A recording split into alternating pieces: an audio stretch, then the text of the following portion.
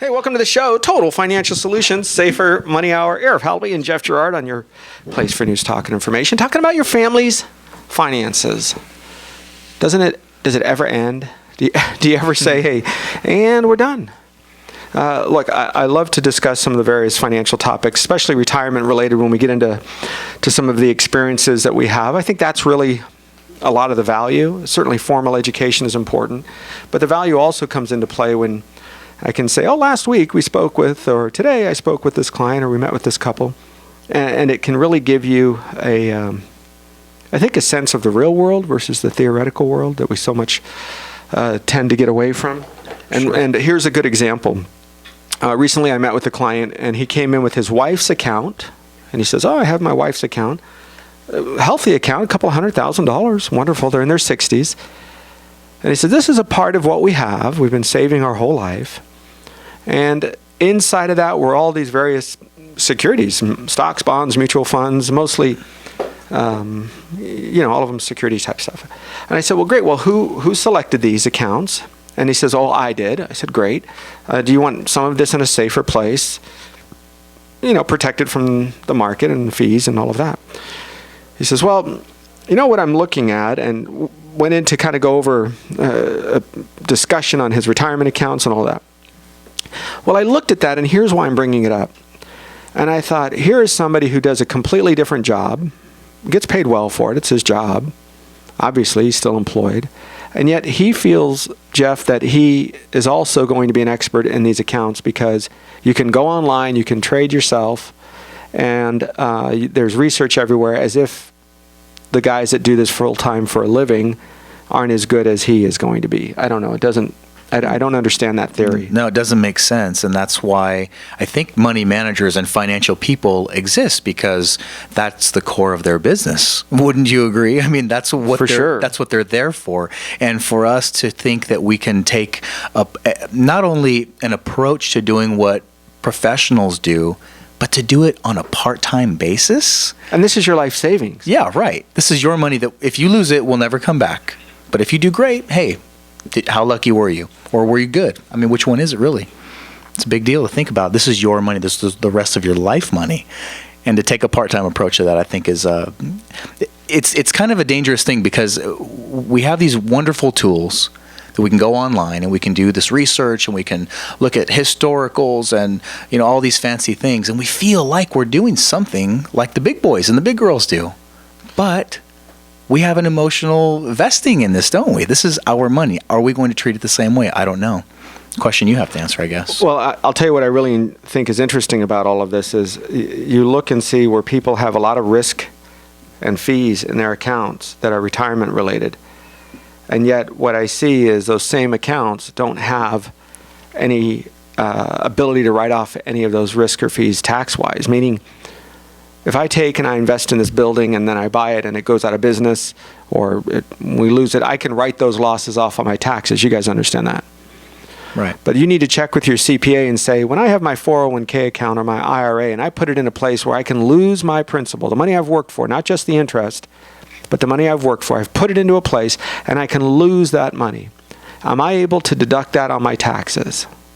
And they will tell you most likely no. You say, okay, but at least the fees, right? I'm paying 2%, 3% fees, whatever, thousands of dollars a year. At least I can write that off the top of my, no. Okay, so here I have an account where I take all of the responsibility for the risk. I pay fees for that. I can get all of the gains. Nothing wrong with that. That's wonderful. But I take all responsibility for the risk and the fees. And if I make a mistake, if I don't choose correctly, or the money manager, the company or whatever I choose, financial firm or whatever, if I chose them and they don't make good decisions and they've lost my money, I'm not able to deduct that on my, nope. So you have to have something in your mind that questions, am I taking risk for the proper reason? Am I doing it for the right reason? Because in your life, you might want some part or all of your money in a safe place, protected from the market decline.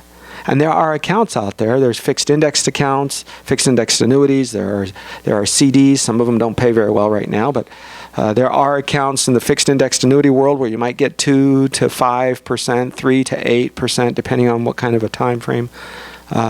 There's accounts where you can get 3% per year for 5 years, right? So there's different places to get reasonable returns, but no, you're not going to get home runs. Not if you don't want to accept that risk and fees with it. And so retirement accounts have a special feature that says you can get some of those gains with us, but you're not going to get any losses.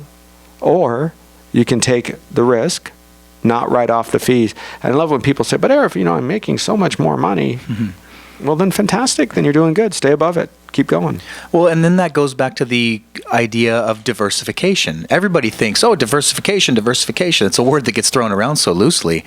But when you take a look at someone's, just for instance, their retirement portfolio, their retirement accounts, their dollars, whatever have you, whatever makes up their retirement savings. It could be a company savings plan. It could be an IRA where they're saving individually on their own. It could be a number of things. And you take a look at that and you see that they basically have a bunch of different seats in the same bus. Now, if that bus is going really fast and doing what you want it to do, fantastic. Yeah, you think you've done something. You're like, oh yeah, see what I did? Yeah, front left seat. Now I got in the back right. Now, okay, I'm diversified. I put some of my money in the front. I put some. You see where I'm going with this? Being in the same vehicle that has the same amount of risk, or a very similar amount of risk, I don't think that's true diversification. Now, the idea is to get out of that vehicle for the money that you want to do different things with. And what that does is it really gives you, I think, ultimately a place to not think that you're going to take the risk of losing your principal, because here's what happens.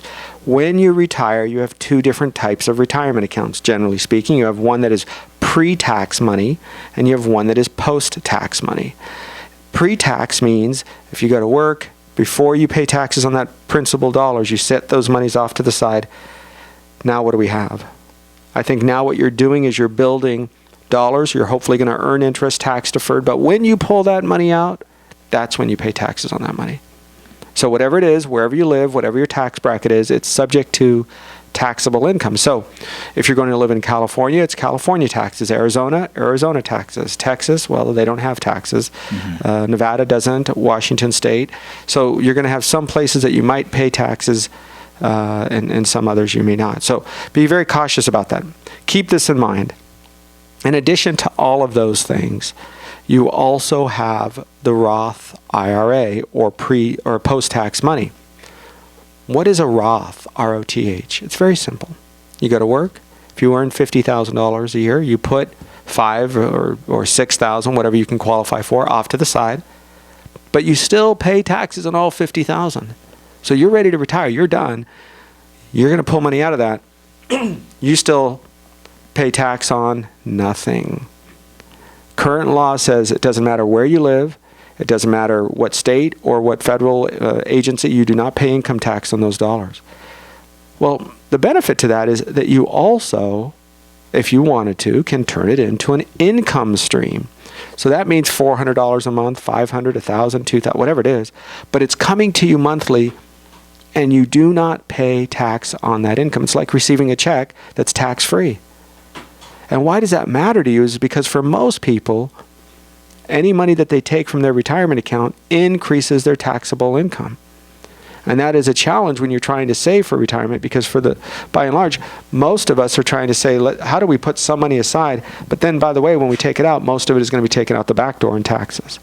So you got to keep that balance in mind. And we're going to do so by balancing how much you take out from your Roth IRAs, how much you take out from your traditional, or some of you would call it 401ks or retirement accounts at work. Those are similarly taxed. And I encourage you, first of all, look, we are not your CPAs. We're not your tax advisors. You have to hire one. And I know many of the do-it-yourselfers think that you can fill out the forms on your own. And look, it's similar to we have clients that are lawyers and DAs, et cetera, and they'll say that when somebody comes in and represents themselves, right, in court, you see that every once in a while, and they represent themselves in court, they have an idiot for a client. It's themselves, right? It's not their field. Now, if they just want the free stuff, fine, take the free stuff of being a lawyer, but you're not going to get anything fun. So how do you make sure that you're not going to be the one who's making mistakes? You need a good CPA on your side. You need a good team on your side. You need a good group of people. So we are not that CPA side of things. We're the more retirement specialist side of things. But I like talking about this because it opens up the possibilities and the conversations that you should have, and even begs the question, why do they keep talking about a financial team? Why do I keep hearing people say I need a financial team? Well, it's because if you have any amount of money that you're saving, not only for retirement, but maybe you're buying some real estate, maybe you have assets in your in your life that needs special expertise in different areas. Certainly your end of life planning comes through an estate planner, someone like that, an attorney that specializes in that. So you wouldn't ask for a criminal defense attorney to go and put together an estate planning idea or concept for you. So all of these things are very important. Diversity is important as well when it comes to diversification, not just in the types of accounts you have, but in the taxable side of things. Pre-tax, post-tax. Maybe you have some accounts that are partially taxed or tax favored. So all of those things are important to talk about, and not April 14th, the day before you're supposed to file your taxes, or on April 15th, you're rushing into your tax planner's office or your CPA's office, or hey, you're now trying to figure all this stuff out just before you have to fill out your forms and submit everything to the government. So this is a great time, and I think any time of the year is a great time to take a look, but I would do it a couple times a year. Certainly if you have a team that's heading up your taxes, or you're looking for strategies on saving money on taxes, don't wait until it's the busiest time for a CPA or a tax planner to go in there and say, hey, I need you to give me a strategy for the next year. Because by then, number one, you're running up against some deadlines and some windows for making that happen. And two, you're coming up on the busiest time for them, workload-wise. So do it before that peak of the season happens. And look, hold their feet to the fire. I don't want you to be somebody who goes out and says, oh, well, they said that they would have it done in 2 weeks and it's been 2 months. No.